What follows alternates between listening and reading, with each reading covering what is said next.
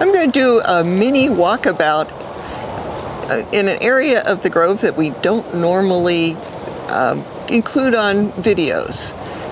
This is sort of a bunch of random stuff, but there's some of it that you might find interesting. This particular tree is a seedling mango tree, but it is now a project tree for me. I have started to graft scions from, here's one, from seedling trees. And so this one has taken. This whole branch is much older, but that's also, graft from a seedling.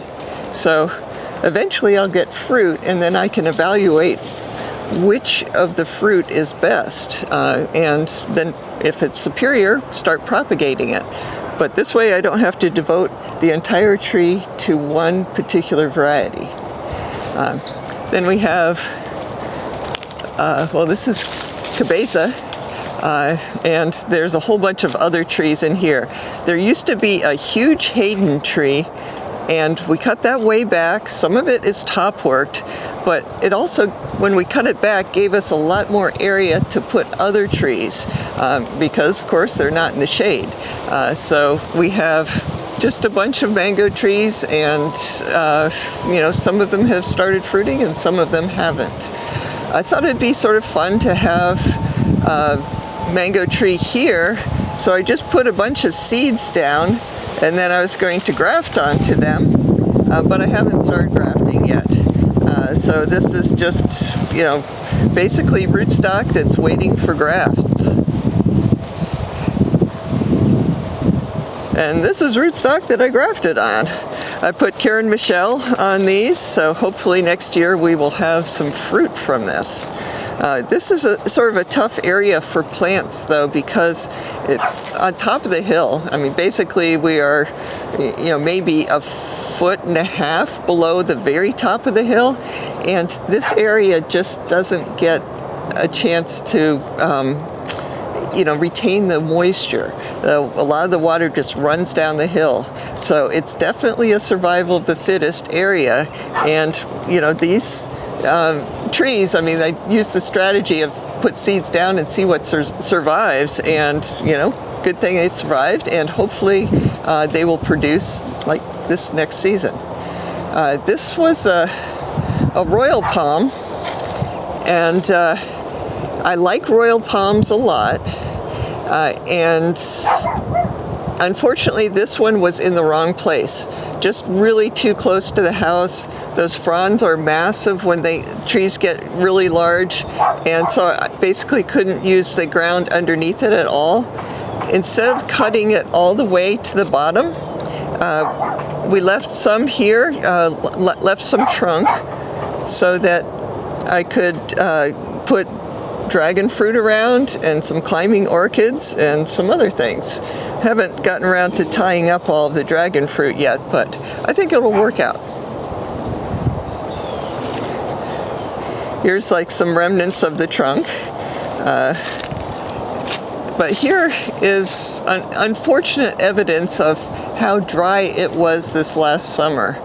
This is a cinnamon plant, and the tree was beautiful. And unfortunately, it seems to be on its last legs. We've had some rain recently, so maybe it's enough to revitalize it. But, right now it's looking pretty sad.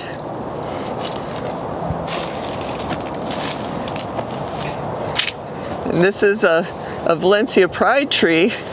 And interesting thing is, it was given to us as a rather large tree. We had to go and dig it up from a really nice guy's, back of his property. And he was selling his house, and the new owner didn't want it, so he wanted it to be saved. So we did. We planted it here, but then after planting it, we put in a whole bunch of sand, because this had washed away down the hill. This slope over the years, they had a small retaining wall. It wasn't enough. So anyway, there wasn't much to do except for pile a whole bunch of sand next to this tree trunk. As I recall, it was about 2 feet, maybe a little bit more of sand, and instantly against this, tree trunk. And amazingly, the tree survived. It's fine to add a little bit of soil at the time, but this was very drastic. And it produces fruit every year. And this is a seedling mango tree. I believe it was from a fruit from this tree, Valencia Pride. And basically, it's going to be a rootstock. I'm going to graft another variety onto it. So I will try to select a variety that doesn't get too big, since the Valencia Pride is sort of dominating this part of the airspace. We've got some remnants here. Well, here's, I guess, just a piece. But we had to cut down a longan tree. It was right here, and we've got a lot of big chunks of it. What happened was we had a big wind. That was an air-layered tree, and it was on the hill, and basically the tree got blown down, and then we had to cut all the branches back. But I thought, since we are on like the downward slope of the hill right here, it would be great to have the root system of that tree still working to hold that soil in place. So what I've been doing is cutting back the new growth. I've got to get out here and do this sometime soon, to just like a foot or foot and a half tall. And so it's basically growing a tree as a ground cover, so that the root system can hold the soil. But I didn't have any, like confidence that we would ever get fruit from this, because I am keeping it so short. So what I'm doing is, or what I've done really, is that I've planted, just dumped a bunch of extra mango seeds in certain areas of this sort of grouping, and some of them sprouted. And of course, the ones that are sprouted are now rootstock, and so I will be grafting onto them in the next few months. So hopefully we'll have mangoes and this nice root system to hold the soil in place. Then we have a couple more seedlings here, and really not sure what kind they are, but especially with this one, I'll probably leave one of the branches ungrafted so that we can evaluate this particular tree. It's not a turpentine tree, it's just a random seed from, an unknown seed, I should say. And so it might, bear good fruit. Don't know, but there doesn't seem to be much harm in just letting one branch grow as the original tree and evaluating the fruit.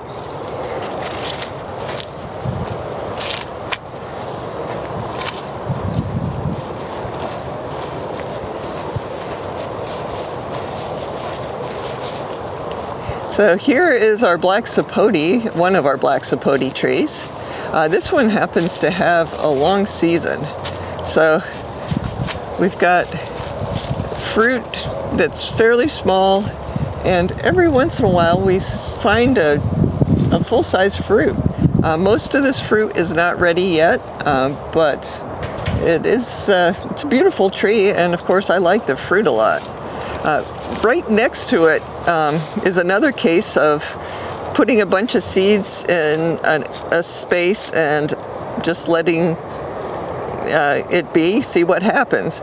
So I did that a couple of years ago, put a lot of seeds in this container so I wouldn't mow them over, and this was the strongest sprout out. A lot of them died because of lack of water. We're still on the hill, and it's really hard for trees to get enough water. But this one, since it survived, had a really good root system. So what I did, I think it was 2 years ago, maybe it was 3, is that I grafted one of our new varieties onto it to see how it did in this location. I liked the fruit from the original tree of this variety, but the fruit seemed to be small, so I wanted to graft it onto this one to see if it changed the fruit size at all. So anyway, that's that. We've got frangipanges from the previous owner.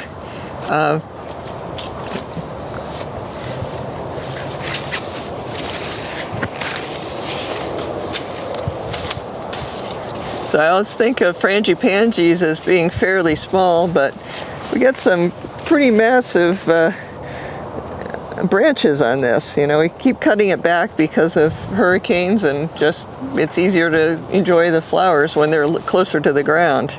But yeah, pretty massive tree. We've been taking out the Eureka palms.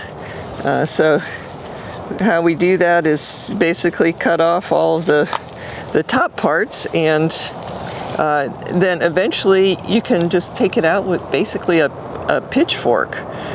This is not quite to that stage yet. And this one here, this tree, this is coconut cream, and I think it was Irma that might have knocked this over. So it's like the leaning tower of tree right now. You know, it seems perfectly healthy, so we didn't bother writing it at all. It's just one that has a little bit more personality than some. This is bay rum. I like bay rum a lot. It's a pretty tree. It smells great. It's supposed to, you know, prevent some pests from entering homes and stuff because of the aroma, some insects and such. But anyway, what I'm using it here for is a windbreak, because this is the north side of avocado tree here. And this avocado tree used to be rather large. I think it was a seedling tree, and it grew over, you know, like the roof and everything, so it was easy for the squirrels to get to the avocados. So basically cut it way back and grafted other varieties of avocado on it.